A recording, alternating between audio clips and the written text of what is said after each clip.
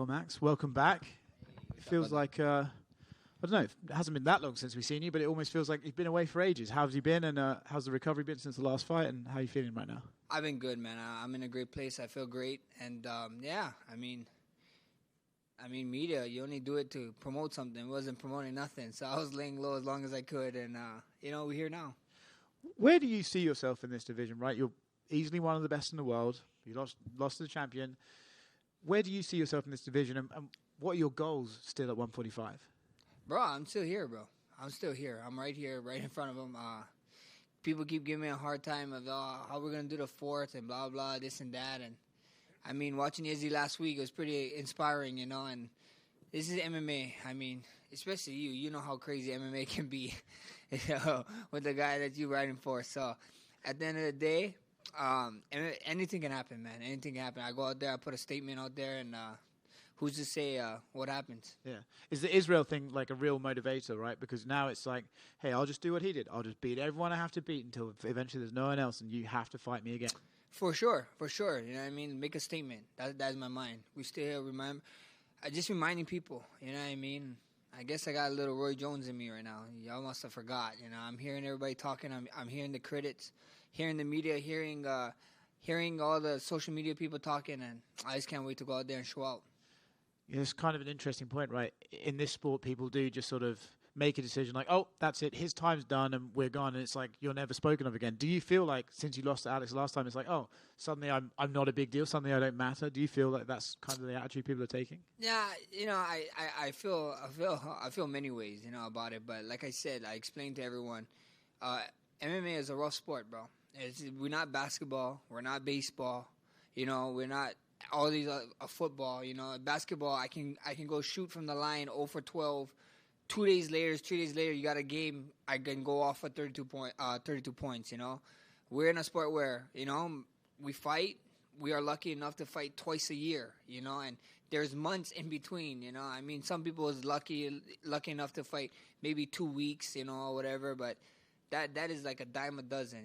So we're in a sport where that's what it is. It takes time. Sometimes it takes time, and you're only as good as your last fight, and that's what it is. So I can't wait to go out there and make this my next fight a great one. Yeah.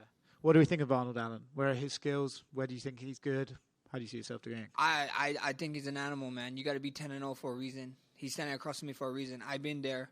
I've been that hungry guy, 10-0, and I'm hearing all the talks and this and that, and saying that I'm old and stuff. I think I'm only 2 years older than him. People keep calling me a vet. I'm a vet. I love being called a vet, but I'm literally only 2 years older than this guy. And a lot of guys keep talking about. They bring up the damage point, but we get to see. They got a lot of. He has a lot of questions, and I have a lot of questions, and we all get to get answers come April 15th. Yeah, I actually just realized you're younger than me, which makes me feel very old. I didn't realize you've been around for ages. If you beat him, do you think you're right back in title contention, or do you kind of accept the fact that, like, hey, look, the division's going to be doing its thing, and I'm just going to have to almost take a Robert Whittaker role of just beating the top contenders until there's nowhere else they can go? We see what happens, man. I'm not a matchmaker, but who's to say? Who's to say? I'm right here. I've been here, and if that's the next one, that's the next one. But first things first, we got Arnold Allen. He got my full focus, and he deserved my full focus. Dangerous guy all around, and I'm excited for the challenge. There's a lot of people keep telling me, "What's your motivation for this fight?" and this and that, and it's crazy to me. It's like, are you insane? Like, why would if being a champion wasn't my motivation, being the greatest wasn't my motivation, why would I take this fight? If I was in it to just fight or even get money grabs, I'll take easier fights. You know what I mean? I'm fighting the guy who they're talking about was next in title contention, who a lot of guys thought that he should have got the interim title. So at the end of the day, to be the best, you got to beat the best, and the best is blessed. Last one for me. I'll ask the cheesy question. They just announced Nate Diaz is boxing Jake Paul. Who have you got in that fight? You gotta roll with the OG Nate. You gotta roll with the OG Nate, man. I got nothing but love for Nate, and I think he does good. I think he does well, man. He's a boxer. He's a boxing-based guy in MMA, so now he gets to actually box and stuff, and his reach, and man, he can hit. He can crack, bro. His arms is long, and he can crack. So I'm excited for that one. And I heard a few behind the scenes stuff about Nate, and and why that fight took so long to come in. He's trying to get all his boys paid too. So Nate is that dude, bro. He's that guy. Max over here. Yair Rodriguez officially has the next shot at Alexander Volkanovski. The fight was finally made official. What did you think of his performance against Emmett, and kind of what are your thoughts on this upcoming one that he has?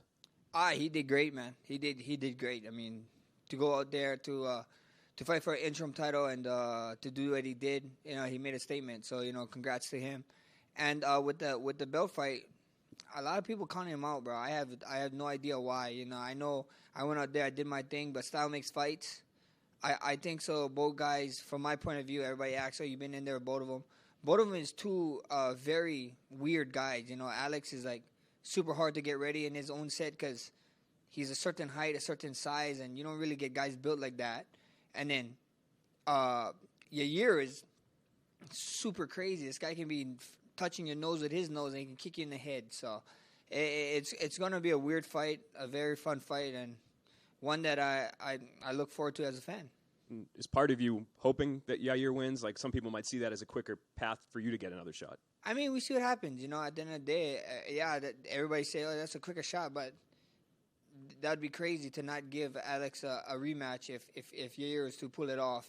So I don't know. We see what happens. I'd love to fight both of them. I'd love to fight both of them. I think so.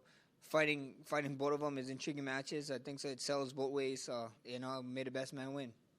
Obviously, you like Oscar said, I think a lot of people consider you and Alexander Volkanovski the two best featherweights in the world. But when you did lose that last fight to him, did you consider it all? Like, oh, maybe I'll give lightweight another shot, or is that not something that's been in your brain at all? Nah, not at all. No. I mean, lightweight is there. I mean, me and my management was talking, and we actually talked before this fight, and I feel like if they thought that we couldn't make an Alex 4, they would have probably pressed our hand and pressed us hard to be like, look, you should go to 55, and that wasn't the case. So at the end of the day, we get to see, but 55 is not the case, It's there. It's always there. I know I can jump there. I can jump there tomorrow if I wanted to, but it's always great going up with a belt.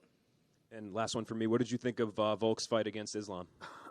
I think he did great, man. I think he did super good, and I was actually crazy, and I was hearing the media, even the social media and stuff, talking about that fight, giving Volk no chance, and he went out there, did his thing, and he proved why he's one of the best in the world. Thanks.